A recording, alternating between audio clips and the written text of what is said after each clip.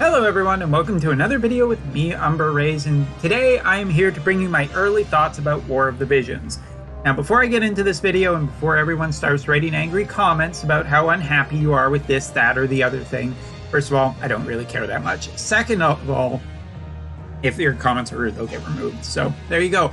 But anyway, the thing that I really want to talk about with this game is my general early impressions. I have not had a lot of time over the last few days. I don't even have an account that I am happy with right now. I'm still in the re-rolling process. I've been busy with real life things and I just haven't had that much time to throw this game.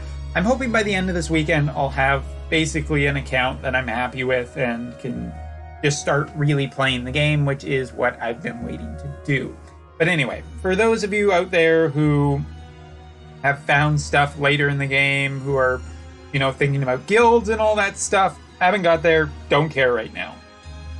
All right, with that out of the way, I can get in and start talking about my impressions. So first of all, I want to talk about re-rolling. The re-rolling process is not exactly the worst thing. It's not the best. The fact that you can get all blues on a 10 pull is definitely a shot to the nuts, and the fact that the 10 pulls do actually share between characters and, for lack of a better word, or people who have been watching me play Epic 7 lately, artifacts, or if you play Dragali Lost Worm Prints, or if you play a different game, I don't play that. So anyway, it is a mixed gacha system, and it is a gacha system that has some pretty bad deals in it.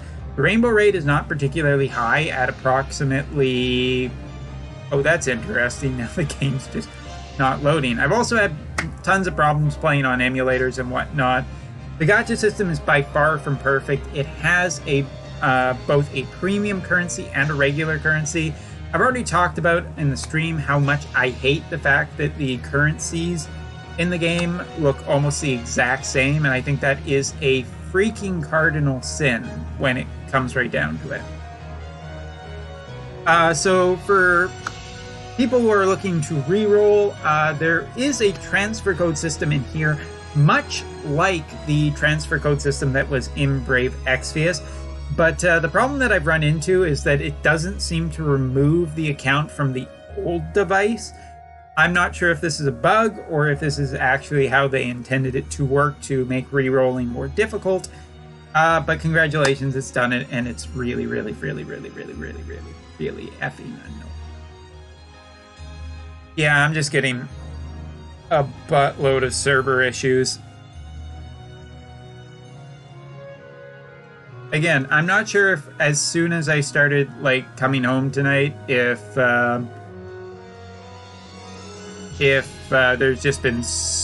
there's currently server issues going on, or they're doing some maintenance. It's not giving a maintenance issue, it's just giving a server issue on both my phone and that. So what a perfect time to make a video. Anyway, the transfer code system is there. I hope that it eventually starts working, but at this point it doesn't seem to be, so that is a problem.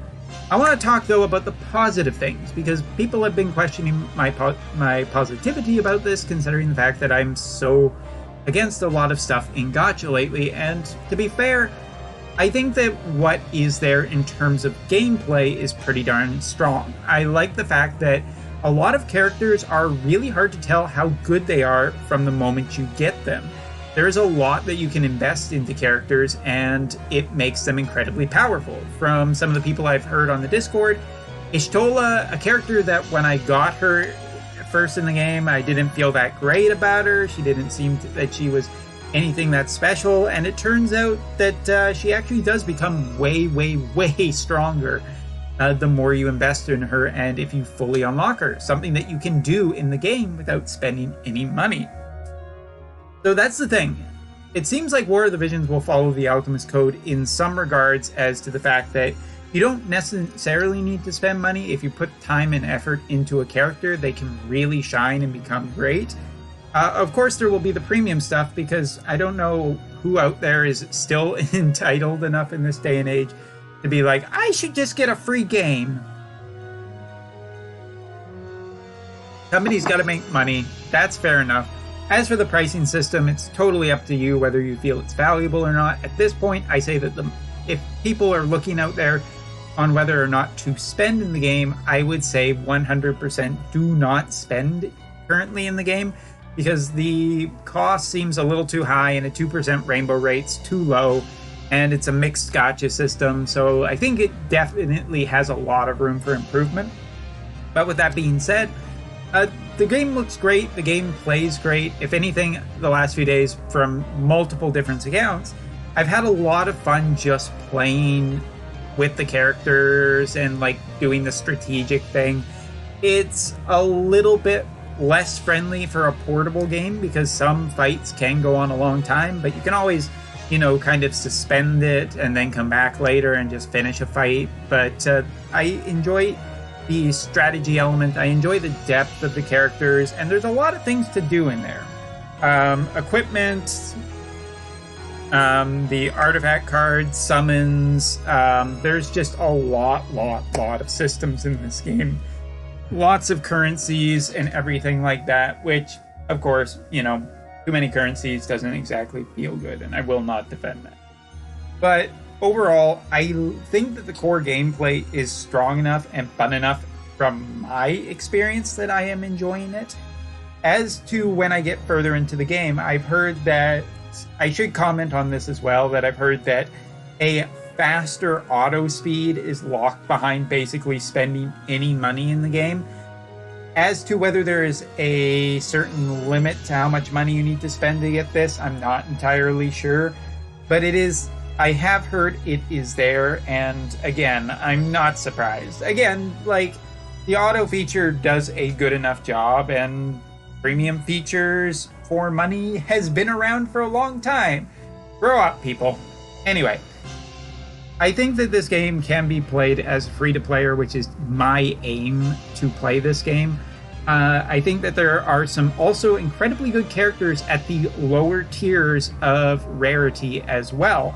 If you look at some of the tier lists that I've seen coming out, and I'm not going to actually show them at this point because the tier lists are far from final, but they seem to kind of show the exact same thing about certain characters. UR characters being the best, but there are some pretty good SSR characters too that can carry you through a lot of fights. Ishtola being an example. And Thancred, a ultra rare rainbow character, can actually be earned just by playing the game. For people who have said that you have to earn him in the game, well, I've heard that some people have basically gotten him in approximately 2 days of playing the game. So it is a earnable thing, and then afterwards you can unlock him. It really is up to you whether you want to play the game a lot and, you know, get a lot of good character, or upgrade your characters and everything like that. There's a lot of different systems in the game that seem to offer alternatives, but yeah, the premium currency is a little annoying right at the start. The not great rainbow rate is also annoying at the start. If you look at the competition nowadays, I think it's pretty damn ballsy to start with a 2% rate in this day and age. But hey, I guess Epic 7 still does it. So I'm not saying that any of them is right, but yeah. So far, I have definitely been enjoying the game a fair amount based on the gameplay, the music, the presentation, and all of that. It's all great. It all feels really high tier and great quality, even if my emulator doesn't play it quite properly. Let's see if we're still having server issues. Maybe 10 minutes was enough to fix the servers. Damn you, Alum and Gummy. Yeah, I call him Gummy just because I know that it makes some people unhappy who watch these videos. But anyway, yeah. I think that there is some promise in this game, but mostly on the gameplay level. If you are really against the gacha thing, well, it seems to be it seems to kind of just be following other suits. And we'll see if it gets improved in the first year. I mean, both Dragalia Lost and Epic 7 made giant strides to make their gacha systems much better for the player. And going forward with this game, I mean, it's also a question of how often are we going to get currency.